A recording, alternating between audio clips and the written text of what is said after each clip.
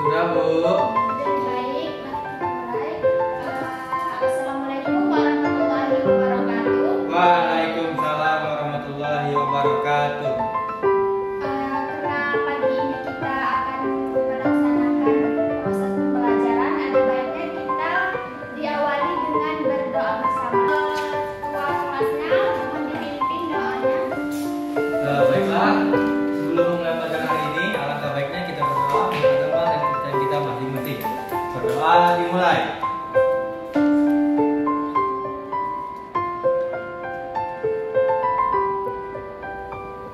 Berdoa selesai. Ada baiknya kita melakukan action dulu ya. Apakah semuanya hadir? Hadir, Bu.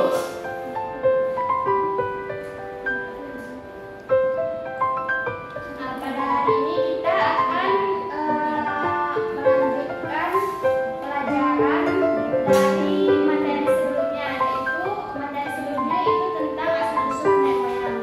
Materi kita hari ini yaitu jalur rempah di Indonesia pada masa praaksara, yaitu jalur rempah menurut Spitz, yaitu jaringan niaga rempah yang menghubungkan antara belahan barat dan di bumi Nusantara, melintas dari ujung barat Sumatera, India, Sri Lanka, Mesir, Afrika Timur, Afrika Selatan, Madagaskar, kemudian daratan Timur Tengah atau Asia Barat.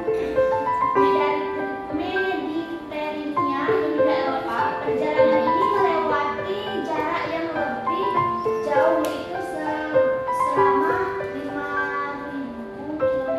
Sebagian namanya yaitu rempah utama yang diperdagangkan meliputi lada, merica, kayu manis, dan pala dan cengkeh. Jalur rempah ini merupakan jaringan niaga tertua pada peradaban manusia, yaitu warisan nenek moyang kita sejak tahun yang lalu. Jalur ini dibangun jauh sebelum Divasti atau Tiongkok merintis Jalur Sutra dari abad ke-3 Masehi melalui Asia Tengah hingga Eropa. Mungkin untuk materi lebih lanjutnya, Ibu akan menampilkan video. Ini anak-anak mohon diperhatikan ya videonya, karena nanti kita akan membahas materi yang ada di video ini. Ini adalah cerita tentang Indonesia di masa dahulu kala yang dikenal dengan nama Nusantara. Sejak zaman lampau, Nusantara telah dikenal sebagai daerah penghasil rempah rempah, komoditi utama dalam perdagangan internasional di masa itu. Rempah-rempah telah lama digunakan penduduk Nusantara dan bangsa lain seperti bangsa Arab, India, Cina, dan Eropa untuk obat-obatan, sebagai bumbu masakan dan pengawet makanan. Wilayah penghasil rempah di Nusantara dapat dibagi dalam dua daerah produksi. Daerah pertama adalah di bagian timur, yaitu Kepulauan Maluku dan Kepulauan Banda, yang menghasilkan cengkeh dan pala. Sementara di wilayah barat, ia terdiri atas Pulau Sumatera, Jawa, dan Kalimantan sebagai daerah penghasil lada. Emporium atau pusat perdagangan terbesar pada masa itu adalah Malaka. Kota ini menjadi tempat bertemunya berbagai pedagang Nusantara seperti Banten, Makassar, Banda, dan Ternate. Emporium tersebut terintegrasi dengan jalur perdagangan Cina, Arab, dan India membawa komunitas tekstil dan porselen. Tingginya harga rempah di pasar dunia mendorong bangsa Eropa untuk membeli komoditas itu langsung dari daerah asalnya. Penjelajah Eropa menemukan jalan ke Nusantara dengan memutari Afrika melalui Tanjung Harapan. Bangsa Eropa yang pertama di Nusantara adalah Portugis pada tahun 1510. Tahun 1511 dipimpin Alfonso de Albuquerque. Portugis kemudian menaklukkan Malaka dan memonopoli perdagangan di sana. Para pedagang tidak lagi bisa berdagang bebas. Mereka pun akhirnya pindah ke pelabuhan dagang lain. Salah satunya adalah Aceh yang terletak di ujung Pulau Sumatera. Dalam catatan VOC, Aceh dikatakan sebagai kota terbuka dengan jalan lebar yang berawal dari pintu masuk kota hingga menuju langsung ke istana para raja. Di timur Nusantara, pusat perdagangan terletak di Pelabuhan Makassar. Awal abad ke-17 merupakan masa kejayaan bagi wilayah ini. Di pesisir Jawa, Banten menjadi pusat perdagangan Belanda dan berkembang menjadi kota pelabuhan besar. Wilayah ini disinggahi oleh para pedagang dari Jawa, Arab, dan Cina. Tak hanya memproduksi sendiri, Banten juga menerima lada dari wilayah Bengkulu dan Palembang. Hingga abad ke-19 tercatat 135 daerah penghasil lada untuk Banten. Pada tahun 1596, 4 kapal ekspedisi dari Belanda yang dipimpin oleh Cornelis de Houtman tiba di Pelabuhan Banten. Kedatangan de Houtman ke Nusantara diikuti oleh perusahaan dagang lainnya asal Belanda. Guna mencegah persaingan tidak sehat, pemerintah Belanda kemudian mendirikan VOC pada tahun 1602.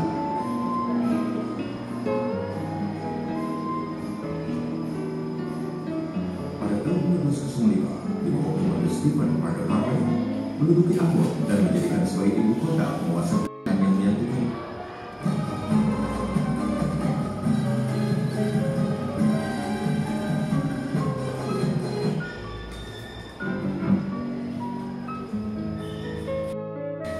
Nah, udah nyimak kan semuanya video yang di depan? Sudah, Bu. Nah, jadi kita akan membahas tentang video yang di sini. Untuk itu kita sebelumnya kita bagikan kelompok terdiri dari 2 kelompok, yang mana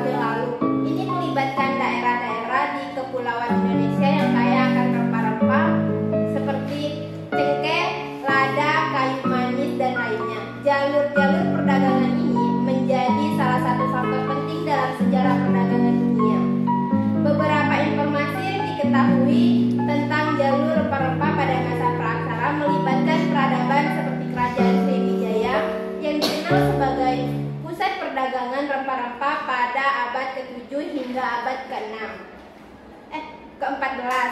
Rempah-rempah diperdagangkan dengan berbagai kerajaan dan peradaban seperti India, Tiongkok, dan Arab. Sebelum penulisan sejarah, informasi tentang jalur perdagangan ini terbatas pada bukti arkeologis dan catatan lisan. Ini adalah bagian integral dari sejarah maritim Indonesia yang kaya dan telah mempengaruhi perjalanan sejarah perdagangan dunia. Baiklah, hanya itu yang dapat saya sampaikan. Selanjutnya bagi teman-teman yang ingin bertanya kepada kelompok kami, saya persilahkan. Baiklah, kepada Maulida saya persilahkan. Jadi saya Maulida dari perwakilan kelompok 2. Saya ingin bertanya kepada kelompok 1, di mana pertanyaannya itu apa kegunaan dari rempah-rempah. Baiklah, terima kasih kepada Maulida yang sudah bertanya, yaitu pertanyaannya apa kegunaan rempah-rempah. Yang akan dijawab oleh kelompok kami sendiri, yaitu Dwitara. Kepada Dwitara saya persilakan. Kegunaan dari saya akan menjawab pertanyaan dari kelompok 2 mengenai apa kegunaan dari rempah-rempah, yaitu untuk di Nusantara pada masa praksara adalah dari perdagangan rempah-rempah yang telah ada sejak ribuan tahun yang lalu. Ini melibatkan daerah-daerah di Kepulauan Indonesia yang kaya akan rempah-rempah seperti cengkeh, lada, kayu manis, dan lainnya. Jalur-jalur perdagangan ini menjadi salah satu faktor penting dalam sejarah perdagangan dunia. Beberapa informasi yang diketahui tentang jalur rempah-rempah pada masa praksara melibatkan peradaban seperti Kerajaan Sriwijaya yang dikenal sebagai pusat perdagangan rempah-rempah pada abad ke-7 hingga abad ke-14. Rempah-rempah diperdagangkan dengan berbagai kerajaan dan di peradaban seperti India, Tiongkok, dan Arab. Sekian dari saya. Terima kasih. Baiklah, terima kasih kepada Dwitara telah menjawab pertanyaan yang mengenai apa kegunaan rempah-rempah. Saya kembalikan kepada Maulida, bagaimana dengan jawaban kelompok kami, apakah bisa dipahami? Terima kasih. Itulah yang dapat kelompok kami sampaikan. Selanjutnya saya tutup dengan Assalamualaikum warahmatullahi wabarakatuh. Waalaikumsalam warahmatullahi wabarakatuh.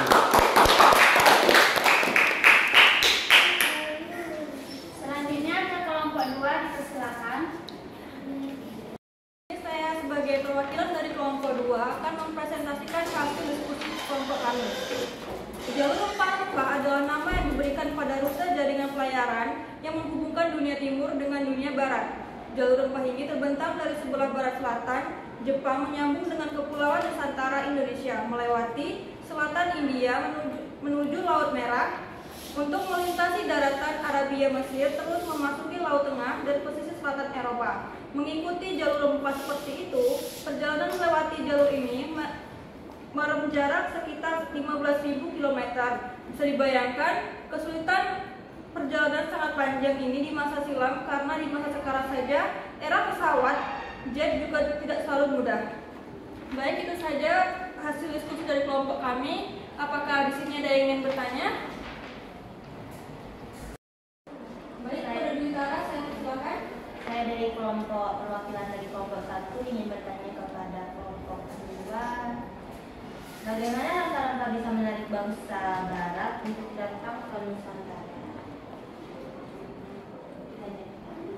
Baik, pertanyaan Dwitara akan dijawab oleh kelompok kami. Baik, saya Urwatusko akan menjawab pertanyaan dari kelompok 1, yang mana pertanyaannya bagaimana rempah-rempah bisa menarik bangsa Barat untuk datang ke Nusantara.